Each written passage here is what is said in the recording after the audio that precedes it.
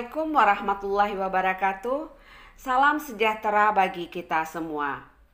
Halo, apa kabar? Sahabat mahasiswa dan calon mahasiswa baru, semoga selalu berada dalam keadaan sehat dan baik-baik saja. Amin.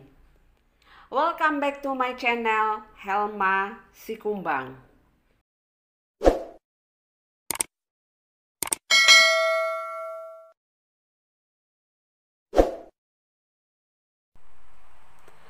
Mahasiswaku semua, anandaku semua, sebelum kita memulai kuliah, sebaiknya kita berdoa menurut agama dan kepercayaan kita masing-masing.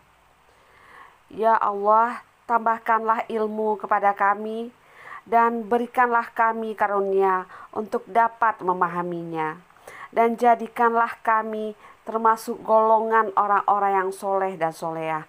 Amin, amin, ya Rabbal Alamin.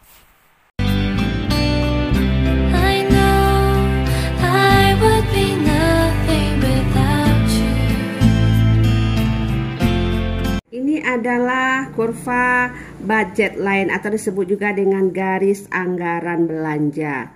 Garis anggaran belanja. Ibu ulangi lagi, budget line atau garis anggaran belanja adalah kurva yang menunjukkan batas maksimum jumlah barang yang bisa dibeli dengan menggunakan sejumlah uang tertentu.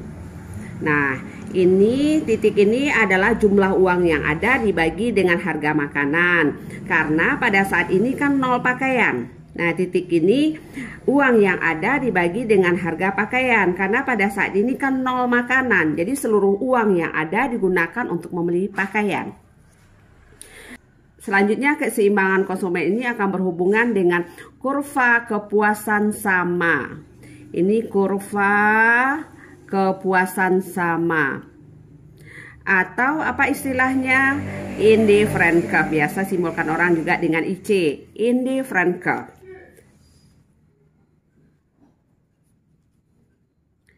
Indifferent curve itu bentuknya seperti ini. Nah, ini IC 0. Semakin jauh dari titik origin, semakin tinggi kepuasannya. IC1, IC0 lebih rendah kepuasannya dibandingkan IC1, IC1 lebih rendah kepuasannya dibandingkan IC2. Indifferent curve atau kurva kepuasan sama adalah kurva yang menunjukkan kombinasi dua macam barang atau lebih yang memberikan tingkat kepuasan yang sama. Contohnya, apabila berproduksi pada titik A, maka kepuasannya akan sama dengan titik B, kepuasannya akan sama dengan titik C, kepuasannya akan sama dengan titik D, dan seterusnya. Jadi, titik-titik apa saja yang pada kurva indifferent curve yang sama, tingkat kepuasannya akan sama. Tetapi apabila kurva indifferent curve-nya semakin jauh dari titik origin, maka tingkat kepuasannya akan semakin tinggi. Konsumen ingin kepuasan yang setinggi-tingginya. Siapa sih konsumen yang tidak ingin rumah bagus, keliling dunia, punya sesuatu yang diinginkan, semua yang serba bagus, yang serba wah. Tetapi ingat, ada keterbatasannya, ada constraint-nya. Kalau dari sisi perilaku konsumen, constraint-nya itu adalah budget line kita, garis anggaran belanja kita. Ada nggak uang yang kita miliki tersebut cukup untuk membeli barang-barang yang kita inginkan, barang-barang yang akan kita konsumsi? Sebenarnya, mempelajari perilaku konsumen ini filosofinya sangat dalam sekali.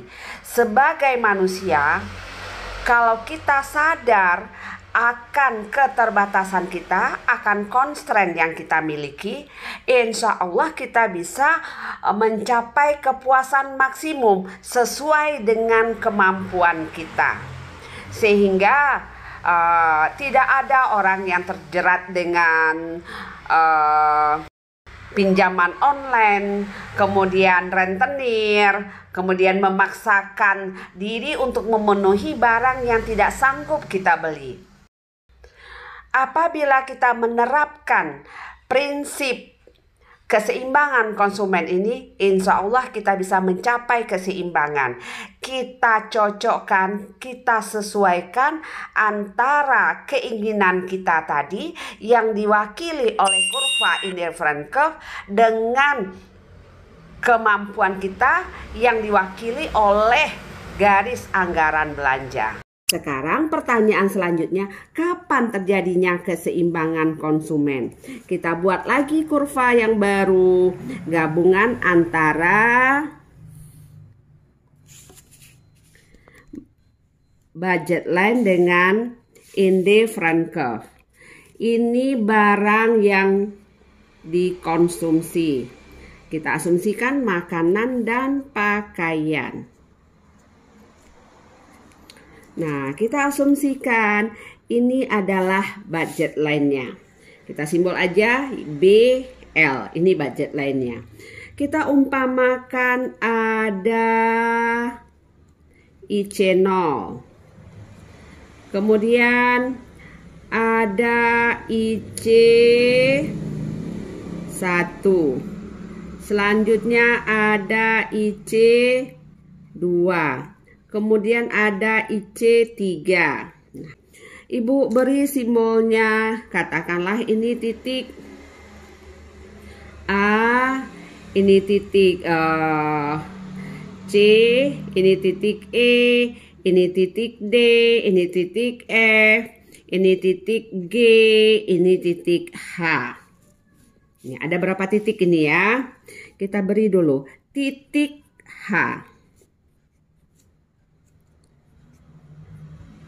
Titik G. Titik H, apakah mungkin seseorang melakukan konsumsi? Mungkin. Tetapi apakah kepuasannya maksimum? Tentu tidak. Karena kepuasan maksimum dicapai pada saat konsumsi tersebut berada pada garis budget line. Karena budget line itu adalah garis yang menunjukkan batas maksimum jumlah barang yang bisa dikonsumsi dengan menggunakan sejumlah uang tertentu. Nah, ini abaikan karena tujuan kita adalah mencari kepuasan maksimum seorang konsumen. Titik G, ini di luar budget line, berarti di luar kemampuan kita. Abaikan, berarti yang mungkin hanya ada 5, yaitu titik-titik yang berada pada budget line, yaitu titik A, titik C, titik E, kemudian titik apa lagi? D, kemudian titik F. Nah, di antara 5 yang mungkin ini, mana yang paling tinggi kepuasannya? Kepuasan itu ditunjukkan oleh kurva indifferent curve. Titik A, kurva kepuasannya mana? Titik A.